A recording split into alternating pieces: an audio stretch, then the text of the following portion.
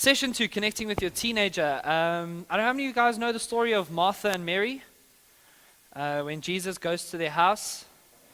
Okay, well, if you don't know the story, you're about to hear it. All right, Luke chapter 10, verse 38 to 42. There is Bible in this conference. I'm sure after the first talk, you're like, when is the Bible going to come out? Well, here it is. As Jesus and his disciples were on their way, he came to a village where a woman named Martha opened her home to him. She had a sister called Mary who sat at the Lord's feet listening to what he said. But Martha was distracted by all of the preparations that had to be made. She came to him and asked, "Lord, don't you care that my sister has left me to do the work by myself? Tell her to help me." "Martha, Martha," the Lord answered, "you're worried and upset about many things, but few things are needed, or indeed only one. Mary has chosen what is better, and it will not be taken away from her." Now, I know that Jesus isn't talking about us connecting with one another. What he's actually talking about in that section is us connecting with him. You know, we need to put aside our busyness and focus on Jesus. But there's a story to be learned here. There really is. And I've been reading a book now. I don't read books, so you must know how good this book is. I've been reading a book by a pastor in America called Judah Smith. I think if I look at a guy who is a good communicator, a good writer, and a stand-up comedian at the same time, it's this guy. I really enjoy listening to him, and he really knows how to unpack the scripture. But I wanted to read a section from his book to you, and this is what he said. "I don't know about you, but I can relate to Martha. Not that I'm good at cooking or household chores. I can relate to Martha in her distraction. Maybe you can too. Martha is like most of us. We're awesome at being busy and staying stressed and operating on overload. My phone certainly does not help this condition, as I confessed earlier. I can wake up, pick up my phone, and check my iMessages, text messages, voicemail, email, Twitter, Instagram, Facebook, Vine, Pinterest, YouTube, Snapchat, Skype, Google+, and maybe even MySpace, and say hi to Siri. I can do all of this before engaging with physically present human beings. We all face distractions in life. Life comes fast and furious. New technology, new forms of communication, and social media have heightened the level at which we live and think and communicate." This guy writes like Paul. Like there's no full stops and no paragraphs. "I have friends who are almost insulted if I do not respond to their text message within the proper 5-minute window. That's the expectancy now. They're like, 'You took 7 minutes to respond to my text. Are we still friends?' I'm not against technology. I'm not against big city living. I'm not against hobbies or having fun or Facebook or any of those things. But our lifestyle and our culture can easily lead us to a state of mind that I call the many things syndrome." The many things syndrome. And I'm sure he got that from the passage because Jesus says, "Martha, you're worried and upset about many things." And as much as I said in the beginning, Jesus isn't talking about, focus on each other and connect with each other and don't be distracted by things. You must spend time with each other. He's talking about us focusing on him. But I think some of us are so busy that not only have we lost sight and focus of Jesus, but we've lost sight and focus of each other. We're so busy and caught up that we've really lost sight of one another. There is, however, something important to take away from this story. And I want us to really think about this as we go home and as we think about what we've learned today. We need to remember what's important. We need to remember what's important. And as Judah Smith put it, we don't want to find ourselves caught up in this many things syndrome. In the previous talk, we established that we've lost our connection, particularly within our families and specifically with the younger generation. We need to start connecting with the younger people. And now you say, well, it feels like they don't want to. They keep pushing me away and they make it so difficult to connect with them. Teenagers, they push us away. Am I right? Well, I want to tell you something. Here's what teenagers won't tell you. Here's what they won't tell you. They want you to connect with them. Teenagers want you to connect with them, but it's not as easy as it was when they were kids.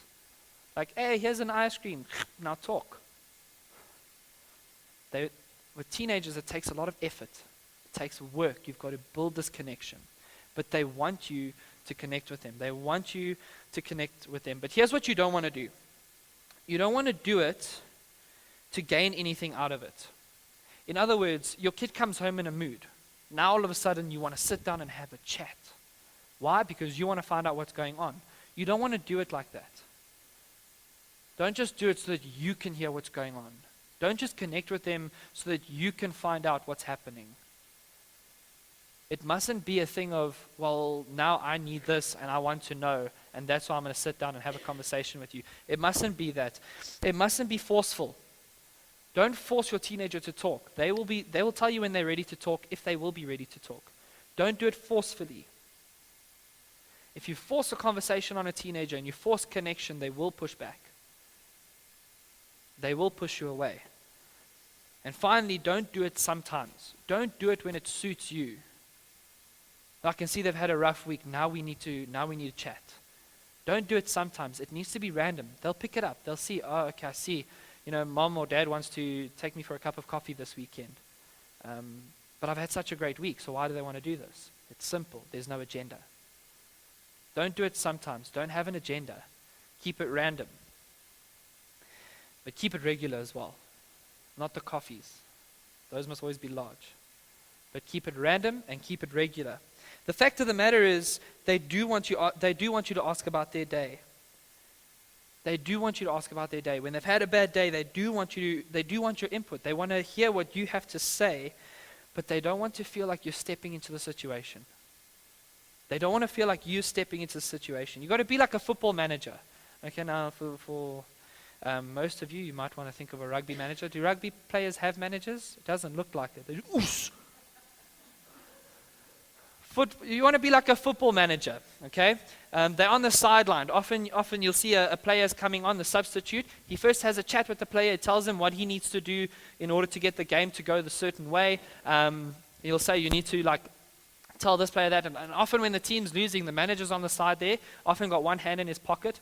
He's got the tie, and he's shouting, and he's pointing like this, because he's directing them from the side. He doesn't take the players' boots and run onto the field and go and play the game for them. You've got to be like that with the teenagers. Don't play the game for them. Show them how to play the game. You've got to guide them when it comes to playing the game. Don't play it for them. Don't step into their shoes, because again, they will push you away. They don't want that. But now, to get to the point where you are connected, it takes a couple of things, all right? It takes time. Connecting with a teenager and with any person really takes time. You've got to be willing to put in the time, right? It takes energy. It takes lots of energy, especially with teenagers. And with that energy comes another point which I'll pick up just now, but it also takes persistence. You've got to be persistent. It takes a lot of patience to deal with a teenager. And that's where the energy also comes in, because you've got to have energy to have patience. Do you know how, as leaders, we get... yesterday I told Meg I was this close, particularly after Martin's funeral service, I was this close to messaging the youth group and saying, guys, never mind, we're not having youth. I can't. I'm tired. I'm tired and I'm emotionally drained. I cannot be patient with you. But I don't know, the Holy Spirit was definitely working here tonight. I've never heard the kids actually giving answers in the sermons to show that they've been listening. They were giving biblically correct answers, and I can just say, thank you, Lord. The day I really needed this, and oh man, we had such an incredible time at youth last night. But it really does take patience. The youth leaders will tell you it takes patience. Another thing that the youth ministry can testify to, and you as parents probably know, is that it takes money, right? It does. It takes money. I even put the laughing face there because I thought you'd laugh. But it does take money. But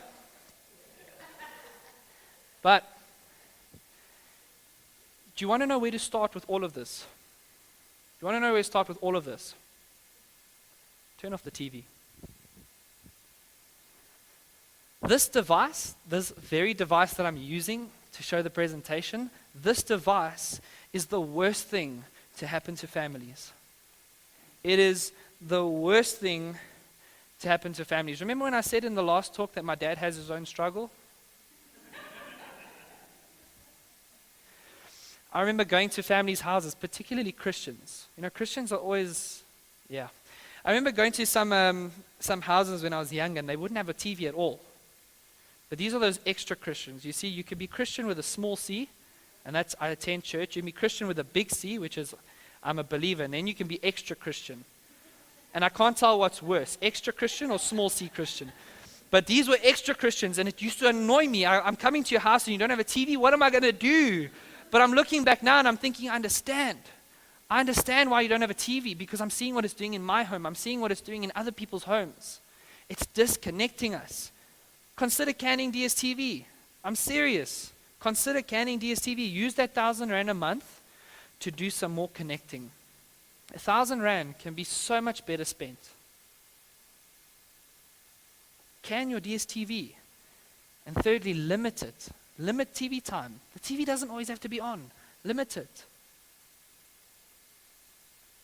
But this whole section isn't limited to TV. This whole section isn't just limited to TV. You know, it could be a couple of things that you're struggling with. It could be work. Maybe work is the distraction in your life. It could be your cell phone. Maybe that's the distraction. This section is not limited to the TV. It was just a cool title. But here's what you need to do, all right? I see many of you are here as couples. Some of you are here alone, and that's cool. Now, this will be a cool exercise for you to do as a couple, and maybe to also do with your kids, all right? Sit down as a couple first, or sit down with your kids, and make a list of the things that are keeping you from having quality time with each other and your children. Make a list of things that are keeping you from having quality time with each other and your children. I see no one's taking notes. So, I mean, you know, when you sit down, this could be TV. It could be work. It could be your cell phone. And here's one that shouldn't be said at a Christian conference. It could be church. Now, I'm not saying don't come on a Sunday, but maybe you overcommitted to church, and that's keeping you from your family. Consider it. Consider everything, every single thing that might be a distraction and something that might be keeping you from having quality time with each other and your children. Secondly, you need to decide on two things. You need to decide what needs to go, and you need to decide what needs to be better managed. Okay? You need to decide what needs to go, and you need to decide what needs to be better managed. And then thirdly, as a team, so whether it's as a couple or as a family, you need to decide those things that need to be better managed. How do you want to better manage them? Maybe it's only 1 hour of TV time in the week. It's enough time for that, not 1 hour of TV time in the week, but during the week nights. It's enough time for that one episode. And maybe limit it. I'm not being funny now. 2 hours on a Saturday and a Sunday. It gives you the whole day to find something else to do with yourselves. But as a team, as a family, you need to figure out how you can better manage these things. But here's something I want you guys to take home. And this is why I gave you guys booklets. This is something I want you to take home. I'm so sorry. I'm behind. I thought I was pushing the button. Apparently not. Here's something to take home. It's not about how much time you make, but about how much you make of your time. It's not about how much time you make.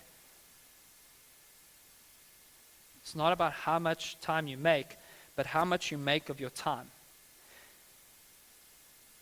Often I hear people saying, I need to make time for my mates.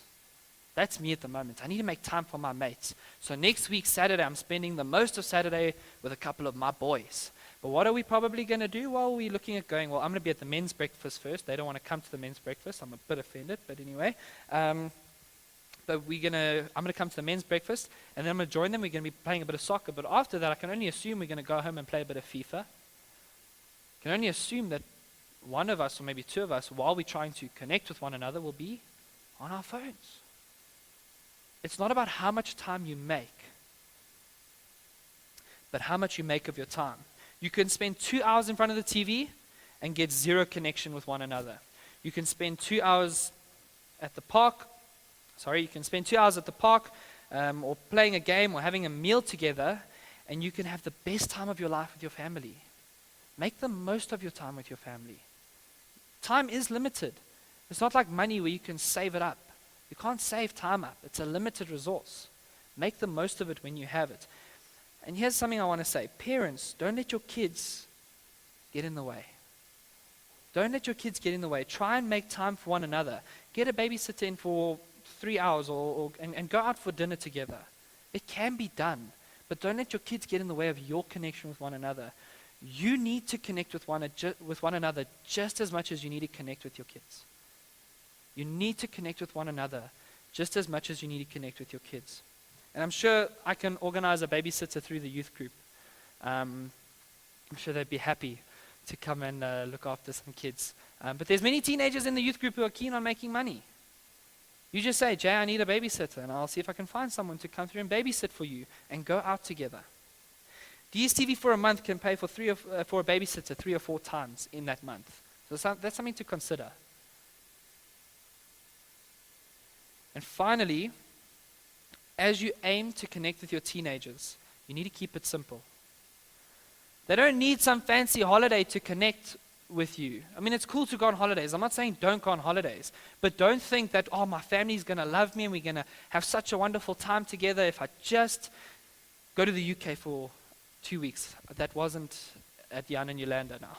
But, or if I go to Cape Town for 2 or 3 weeks, or if I go to Durban for 2 weeks and I take the kids to the beach and we go and collect shells, that's all fine, but some people can't afford that.